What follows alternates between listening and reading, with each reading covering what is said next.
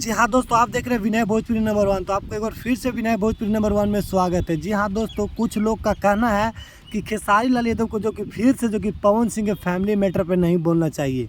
तो इस बात का मैं भी समर्थन करता हूं कि किसी के फैमिली पे भी आप लोग ऐसा नहीं बोलिए, लेकिन आप एक बार भी कमेंट में छाप दीजिए कि क्या खेसारी लाल यादव को फैमिली पे आप उसकी माँ बहन बेटी को जो कि गलत बोलिएगा, तो आप खेसारी लाल यादव को सोचिए खेसारी लाल यादव आपको क्या बोलेंगे।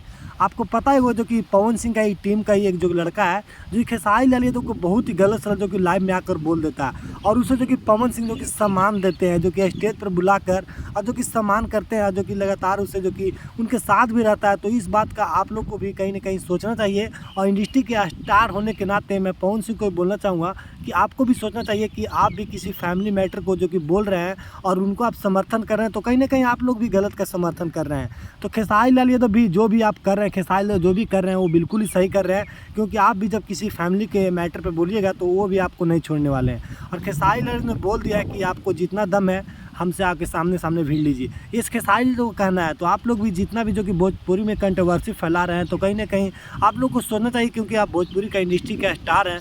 आप लोग सोचिए और ऐसा जो कि काम नहीं करिए, और आगे से जो कि ऐसा जो कि काम जो कि एक फैमिली के मैटर पे आप लोग एक दूसरे को नहीं बोलिए।